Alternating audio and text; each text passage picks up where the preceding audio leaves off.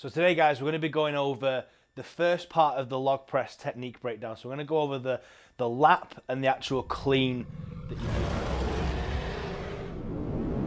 So first things first is the actual pickup that you're going to do on the log. What you want to make sure you do is you want to make sure you tilt the log so the handles are about 45 degrees. And this usually will mean that the log will actually get closer to, the center of gravity of the log will get closer to your shin. Just because of the way they build the logs, the handle's usually slightly lower than the center of the log, which means if you tilt it so the bottom of the log's facing your shin, you're closer to the handles, and that means it's going to be a little bit easier on the pickup. It might seem a little picky, and it is, because you're probably getting like an extra centimeter closer to your body. But when you get to like heavy logs, and if you're really looking to push for records and stuff like that, you need to save as much energy as possible everywhere you can on the log. So this little trick of just rolling it to 45 degrees is going to just help you save a little bit of energy in that lap.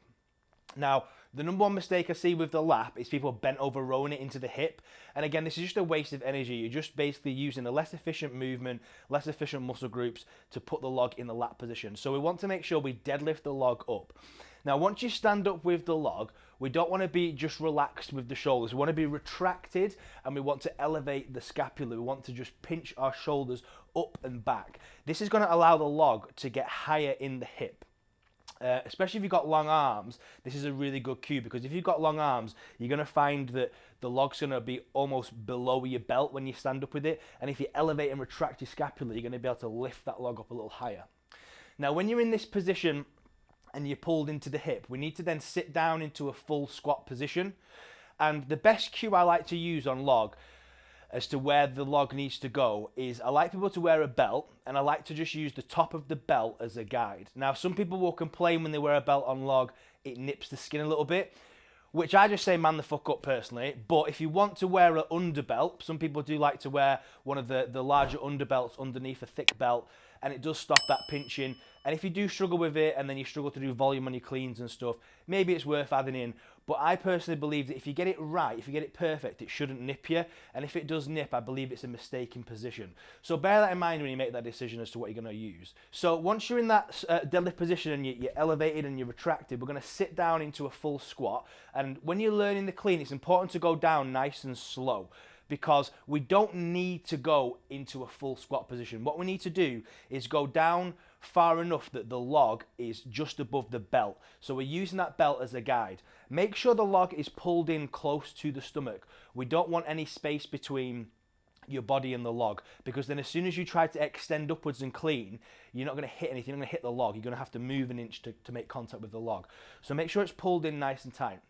Now, as you go down in that full squat position, as soon as that log is on top of your belt, you are in the best position for you to clean from. That's where you're going to be able to put the most force for your hip extension into that log. So it's important to note that a lot of good loggers, Hicks is a really good example, amazing log clean, he actually goes all the way down into full squat position, and so do I. And it's not a bad thing that you do this, but what you need to remember is, when we go into full squat position, we're not cleaning the log, we're not making contact with the log in that full squat position. We're using a stretch reflex to help that hip extension. So we're going down slowly, and we're at that point where the log is on top of the belt. And then we're going even deeper into a full squat position, bouncing out the bottom and then coming back up. But the log doesn't make contact with us until we get up high enough that it's on top of that belt. Hopefully that makes sense. It's kind of hard to explain the full squat one. I see a lot of people go into a full squat and the log ends up like on the chest, and they're cleaning with the log on the chest. All your power's coming through your hips, so we need it in the hips. So even if you go low on the clean, when you come up, you don't need to get them hips into the log until it's on top of the lip of that belt. So use that as a guide and a cue. Going back to the position of the log above the belt. Once we're sat down and we've got this log above the belt, there's an important thing to note that's going to be individual to you. So it's going to be the angle of the handles. Me personally, and my anthropometrics, my body length, etc., means that I need the handles pointed down ever so slightly, so that when I'm pulled in and on top of that belt, when I clean and come through, the log lands in the correct position for the rack. Some people need the handles horizontal, some pointing down. I've never ever seen anybody need them pointing up. So it's either going to be horizontal to the wall in front of you or pointing slightly towards the floor as a guide as to where the handles need to face. So you need to play with that and find the best position for yourselves. But the cue of on top of the belt remains the same. Whether the handles are pointed down or horizontal, it needs to be on top of the belt. Now we're coming to the triple extension of the log clean. So it's important to note that it's not a true triple extension, because in weightlifting, a true triple extension is ankles, knees and hips extending simultaneously to create upwards force. But because of the shape and position of the log, it's actually slightly delayed. It's more hips, knees, ankles. So it's not completely simultaneous. To the naked eye, it's hard to see, but there's just a delay. We're going to go hips, then it's knees, then it's ankles last. So we don't want to go simultaneously. If you do, you'll probably struggle to clean the log, because you'll end up coming too vertical with your torso, and we do need this slight lean back to happen. So if we go hips first, we'll end up going into a little bit of hyperextension, then we go knees and ankles, and this is going to allow us to get a little bit more power through our hips into the log. The biggest mistake people make here is they miss the ankles. A lot of people are really good at the hips and knees, but they miss the ankles. And the reason being is because if you do the ankles too soon, if you do them simultaneously, it's just not gonna work. It's gonna feel really weird. The power's gonna go in the wrong direction, and it's just gonna make your log clean worse, which is why a lot of people have flat heels.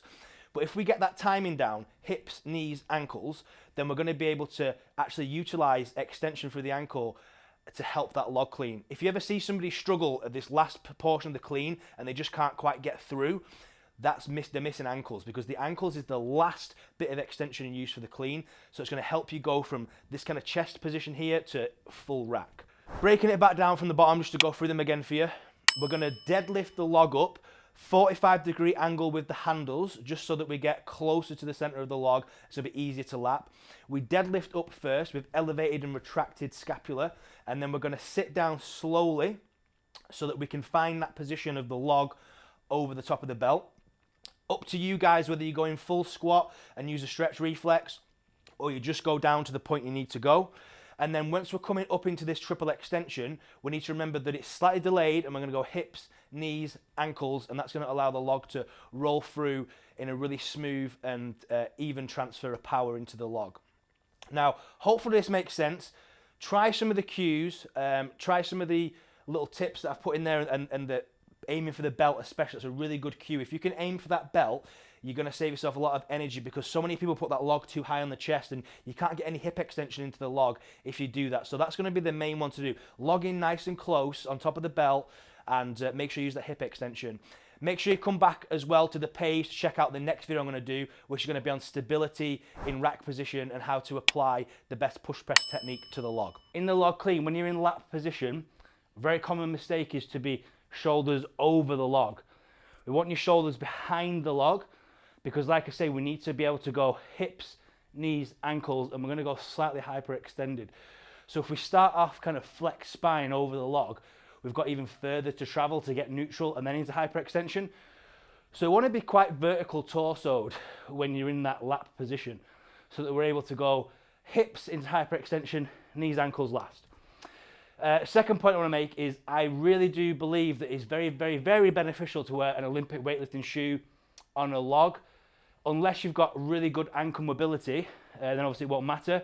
Good flexion for the ankle is needed to acquire a good log clean, because you're not able to open up the hip as much and sit back. You need to really track your knee far forward. So if you're struggling with ankle mobility, you're not going to be able to get in that optimal position where we've got a vertical torso and knees right over toe. Admittedly, with the log, the load is in front of you, so it's kind of a counterbalance. So it is a little bit easier than, say, a back squat or something. So you don't need as much ankle mobility as you do for like an Olympic high bar back squat or front squat, because you've got that counterbalance weight. But the more ankle mobility you have, the better. So for most people, I would say to wear an Olympic weightlifting shoe to get the best position for your clean.